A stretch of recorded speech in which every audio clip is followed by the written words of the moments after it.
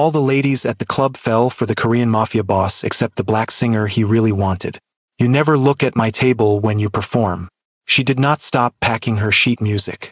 Did not even glance up at the most dangerous man in Seoul standing 3 feet away. Should I? Most performers do. That is where the money sits. Now she looked at him. Eyes steady. Unafraid. The kind of look that had gotten men killed for less. I was not hired to look at money, Mr. Kong. I was hired to sing. Same time tomorrow. Good night. She walked past him like he was furniture. Like his name was not whispered in fear across every district in the city. Like the empire he controlled meant nothing. Kang Do-hyun had never been dismissed in his life. He had been feared, desired, obeyed, but never ignored. And as he stood alone in his own club watching her disappear through the back door, he realized something dangerous was happening. He was fascinated. And in his world, fascination was the most lethal thing a man could feel. Nights at the Crimson Dynasty pulsed like a heartbeat beneath Seoul streets. Golden spotlights cut through cigarette haze, washing velvet booths and crystal glasses in shades of amber and shadow blue. Live jazz floated through conversations like confessions you only made in darkness. Chandeliers scattered fractured light across faces that came here to forget who they really were. The scent of expensive cologne mixed with anticipation, mixed with sin. Every soul there chased something. Power, escape, or a voice that made them forget their sins just long enough to commit new ones. At the center of that storm sat Kang Do-hyun. Untouchable, impossibly calm. Heir to the Kang syndicate that ruled Seoul's entertainment district and half the underworld beneath it. He was 32 and devastatingly handsome in the way that dangerous things often are. Eyes like black coffee. Warm at first glance, bitter underneath. A voice that never needed to rise even when ordering destruction. He did not have to speak to be obeyed. One look from those eyes made men avoid his gaze and conversations die mid-sentence.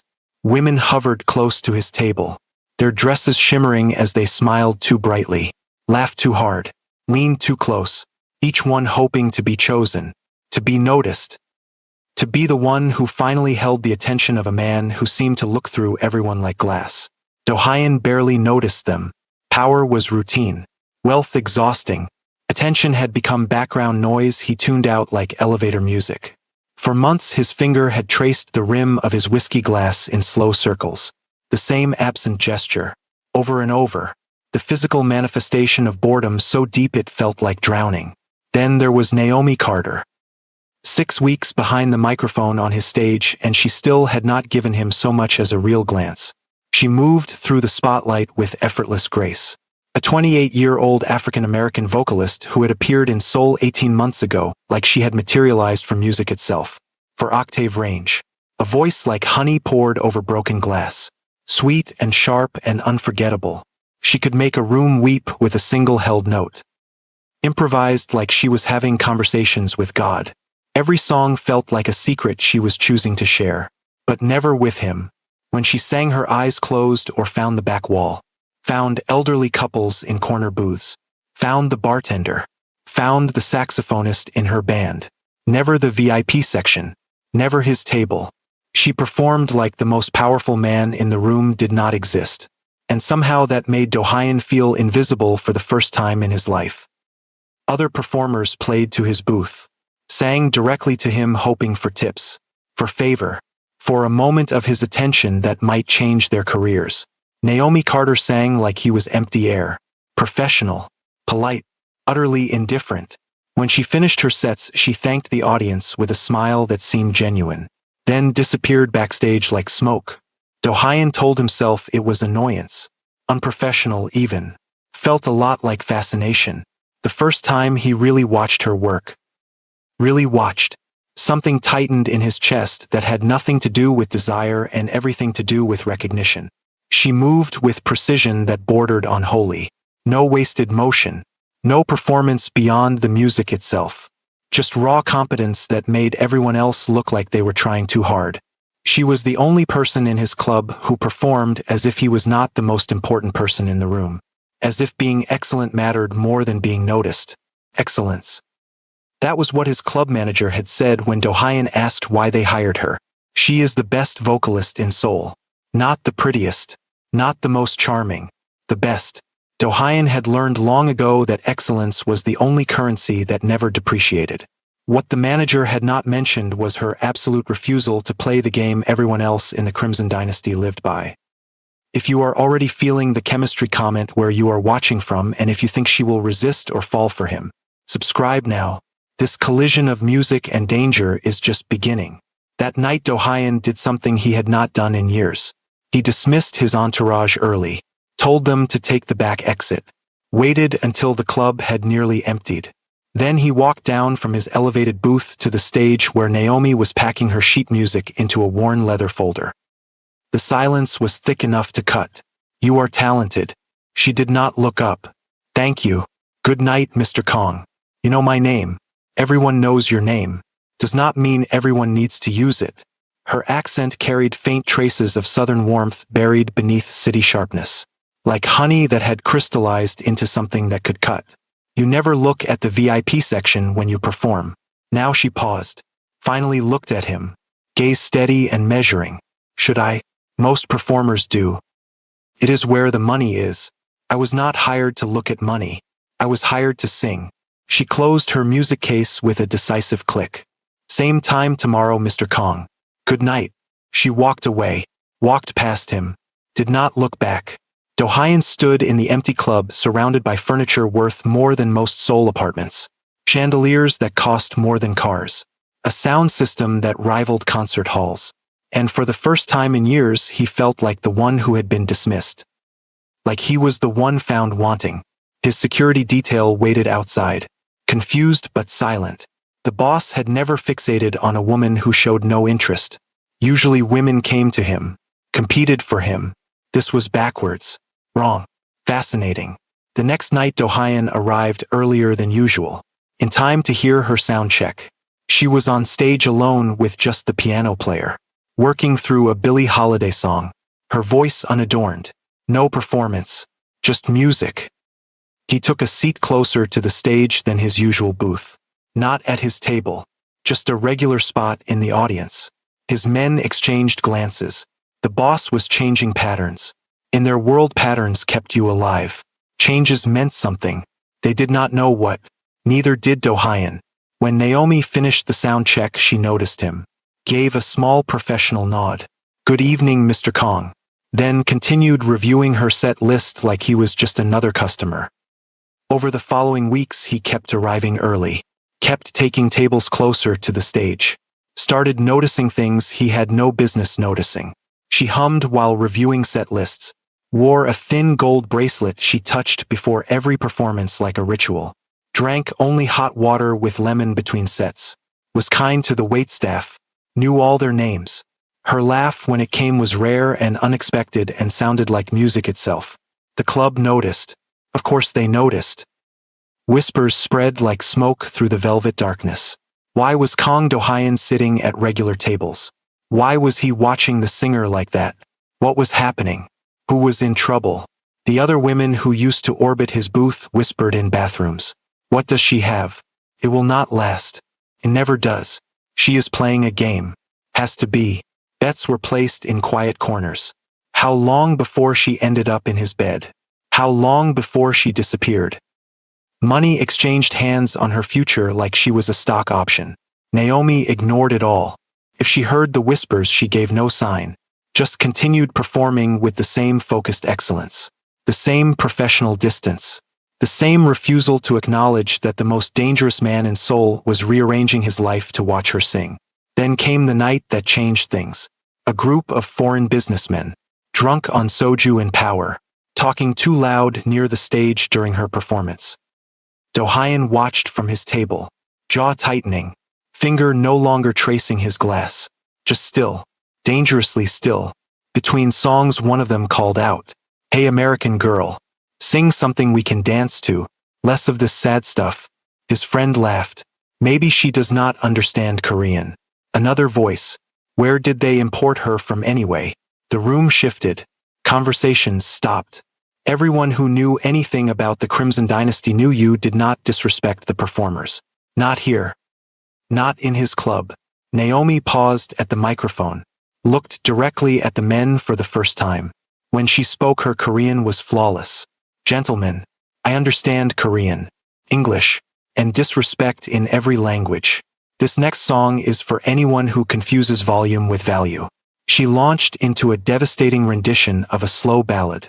Something in Korean that talked about men who mistake loudness for strength. The whole room fell silent. The businessmen shifted uncomfortably. Suddenly aware that everyone was watching them, judging them, Do-hyun did not move, did not gesture. But one of his men appeared beside the businessman's table, leaned down, whispered something. Their faces went pale. They stood, stumbled over apologies, left before the song ended. After the show, Naomi found Do-hyun at his table. Your man said something to those businessmen. Did he? They looked like they had seen a ghost. What did he say? That this club has standards and consequences for violating them. I did not need protection. I know. You handled it beautifully, but some lessons need to be taught twice. She studied him, really looked at him.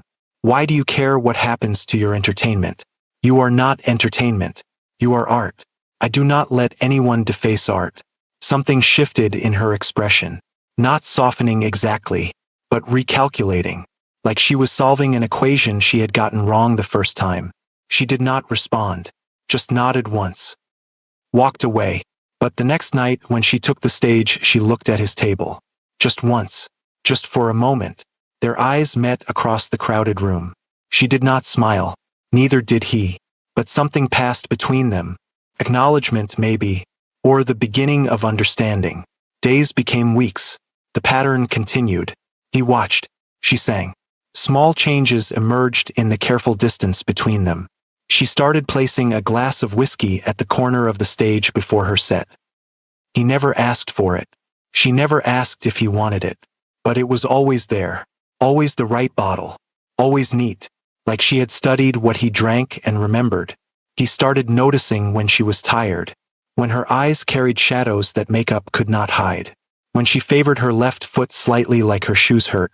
He would send a bottle of water with lemon to her dressing room. No note. No explanation. She never thanked him. But she drank it. They were building something fragile in the spaces between words. Not friendship. Not romance. Something unnamed that existed only in glances. In drinks left unstated. In songs chosen. In the careful measure of distance maintained and slowly closed. Then one night she requested a schedule change. The manager brought the request to Do-hyun personally. She wants Sundays off permanently. She has another commitment. Approved. Do-hyun said it without hesitation. Then added. Where does she go on Sundays? The manager hesitated. A small venue in Hongdae. Open mic night. No pay. She just shows up and sings. Do-hyun nodded. Dismissed him. Sat alone in his office thinking about a woman who performed at the most exclusive club in Seoul for top money. Then spent her day off singing for free in a cramped bar where nobody knew her name. He told himself he would not go. Told himself it was crossing a line. Told himself a lot of things that did not stop him from showing up at the small venue in Hongdae the following Sunday. The place was everything the Crimson Dynasty was not. Small, warm, honest. Mismatched chairs crowded around tables that had seen decades of spilled drinks and carved initials. A single spotlight barely strong enough to matter. The smell of beer and coffee and humanity packed close. No velvet, no crystal, no pretense. Just people who came because they loved music. Not status. Not power. Just the sound. Do-hyun wore simple clothes. No suit. No entourage. Took a seat in the back corner where shadows pooled thick. Ordered a beer he would not drink. Waited. When Naomi took the small stage, she was different. Jeans and a simple black top. Hair loose instead of styled. No makeup beyond what she wore in daylight. And when she sat on the stool with just a microphone and her voice. No band. No arrangement. Just her. Something in his chest cracked open. She sang an old Nina Simone song. Raw and unpolished and so honest it hurt to hear. In his club she was professional. Excellent. Controlled. Here she sang like breathing. Like prayer. Like the music was being pulled from somewhere deep inside her that had nothing to do with performance and everything to do with survival. Halfway through the song her eyes found him in the back corner. She did not stop singing, did not falter, but he saw the flash of surprise, then something else, maybe curiosity, maybe anger. The song continued. Her voice somehow got deeper, more real. When she finished, the small crowd applauded. She thanked them quietly, said she needed air, walked outside into the narrow alley behind the venue. Do-hyun followed. She was leaning against the brick wall, arms wrapped around herself, breath misting in the cold soul night. Following me now. I heard you sing here. I wanted to understand. Understand what? Why you perform at my club like it is a job, but here you sing like it is breathing. She looked at him for a long moment. Because here I am not performing for anyone. I am just being. And at my club, at your club, everything is a transaction. Everyone wants something, including you. What do you think I want? I do not know yet. That is what worries me. She pushed off the wall, started to walk past him. He did not move to stop her, but he spoke. I keep coming because when you sing I remember that real things exist. She stopped, turned back. What? In my world, everything is performance. Loyalty is purchased. Love is leverage. People smile while planning your death. But when you sing, there is nothing fake about it. Nothing calculated. It reminds me that authenticity is possible, even if I have forgotten how to access it myself. The confession hung between them, more than he had meant to say, more than he had admitted to himself. Naomi studied him, really looked, like she was seeing past the expensive clothes he was not wearing, past the reputation, past the carefully constructed armor. Seeing the man underneath who was so lonely, he drove across Seoul to sit in a cramped bar just to hear something true. You know what is dangerous about that? What? If you want real, you cannot buy it. You cannot intimidate it into existence. And you definitely cannot control it. I know. Do you? The challenge hung between them, not hostile, almost gentle, like she was testing whether he understood what he was asking for. He met her eyes. I know that everything I touch becomes part of my world. I know that my world destroys real things. I know that wanting something authentic while being who I am is the definition of futility. But I still come, because 1 hour of real is worth more than everything else I own. She was quiet for so long he thought she would walk away, leave him standing in the alley with his confession cooling in the night air. Instead she said, I am here every Sunday. Back corner table is usually empty if you want it. Then she went back inside. Do-hyun stood in the alley breathing cold air that suddenly felt easier in his lungs. Something had shifted. Not broken. Not fixed. Just opened. He returned to the Crimson Dynasty that night, but everything looked different. The glamour felt thin. Artificial. The women at his booth seemed like actresses reading lines. The music perfectly produced and utterly soulless. He left early. His men confused. The boss never left early. The following Sunday he returned to Hongdae, took the back corner table.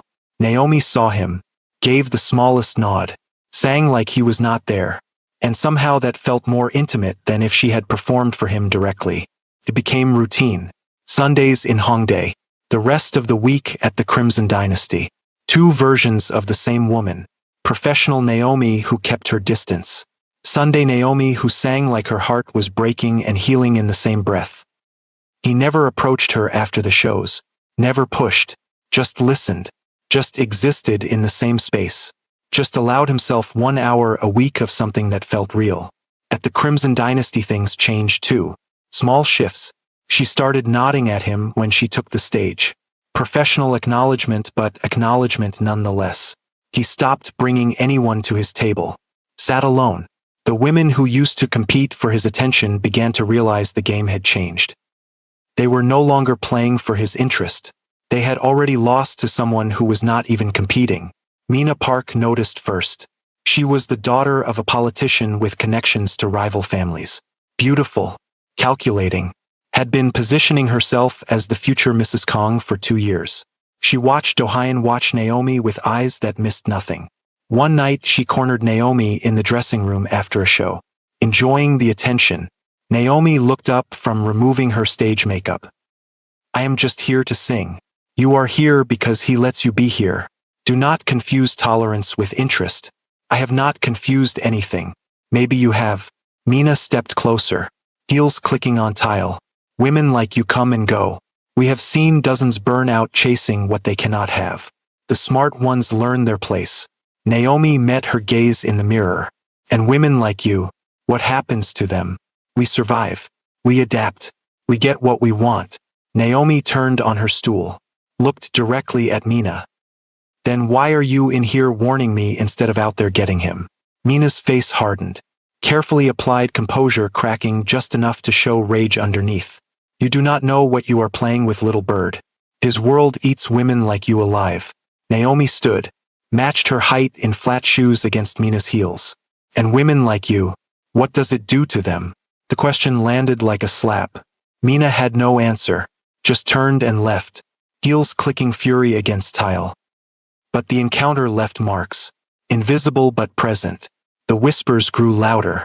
The other staff began treating Naomi differently, some with more respect, fear of association, some with resentment, jealousy at favor they assumed she was receiving.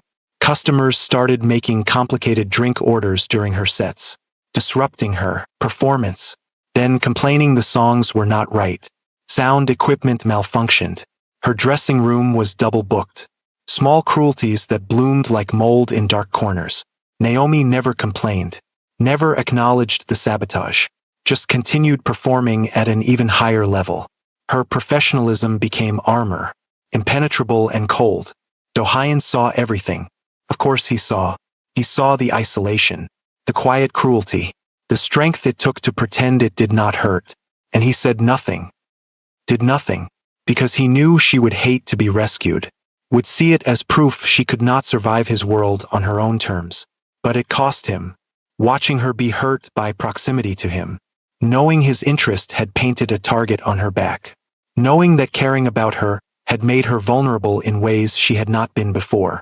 One night after closing, he found her on the rooftop terrace where staff sometimes took breaks. Soul spread below them, a galaxy of lights against velvet darkness. Naomi stood at the railing, shoulders tense, a cigarette burning between her fingers though she was not smoking it, just watching the ember consume paper. You do not smoke. She did not turn. No, but sometimes I need to remember what destruction looks like up close. The words carried weight beyond their surface, heavy with meanings he could only partially grasp. Mina, what did she say to you? Naomi glanced at him, surprise flickering across her features. You saw that? I see everything in my club. Not a boast. Simple truth. She turned back to the city, dropped the cigarette, crushed it beneath her heel. Nothing I have not heard before. Women have been telling me to know my place since I was old enough to understand what that meant. The bitterness in her voice cut through the night air, raw and real. Do-hyun felt an unfamiliar urge to comfort, to protect. He suppressed it, knowing she would reject such gestures. Your place is wherever you decide it should be. Maya looked at him, really looked, eyes that seemed to peel back layers of carefully constructed persona to the man beneath. Is that what you believe or what you think I want to hear? Does it matter? Yes. The single word carried absolute conviction. Truth matters, especially in a world built on lies. Do-hyun considered this, the weight of her moral certainty against the compromise of his existence. Then yes, I believe it. Your place is your choice. That is why you are here, why I hired you. You do not let others define your boundaries, unlike everyone else in your world. The accusation hung between them, sharp but not entirely unfair. Yes, unlike everyone else. The honesty seemed to surprise her, softened something in her expression. Why do you come to the bar every night, Do-hyun? Why watch me work? Why follow me to Hongdae? What are you looking for? The questions tumbled out, one after another, like a dam had broken, questions she had been holding back for weeks. Finally released into the night air between them, Do-hyun turned to face the city, found it easier to speak truth to darkness than to those penetrating eyes. I do not know. That is what interests me, not knowing. In my life everything is calculated, measured, known, risks assessed, outcomes predicted. But you, he paused, searched for words. You are an equation I cannot solve, a variable I cannot control. And that makes you the most interesting person in my world. The confession hung between them, raw and unexpected. Naomi was silent for so long he thought she might not respond at all. When she finally spoke, her voice carried no judgment, only quiet understanding. That is a dangerous thing to be in your world. The most interesting person. Yes, it is. She nodded once, absorbing this truth.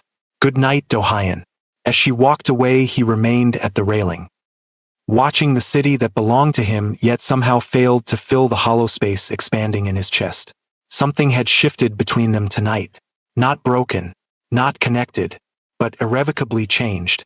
Then came the night that shattered everything.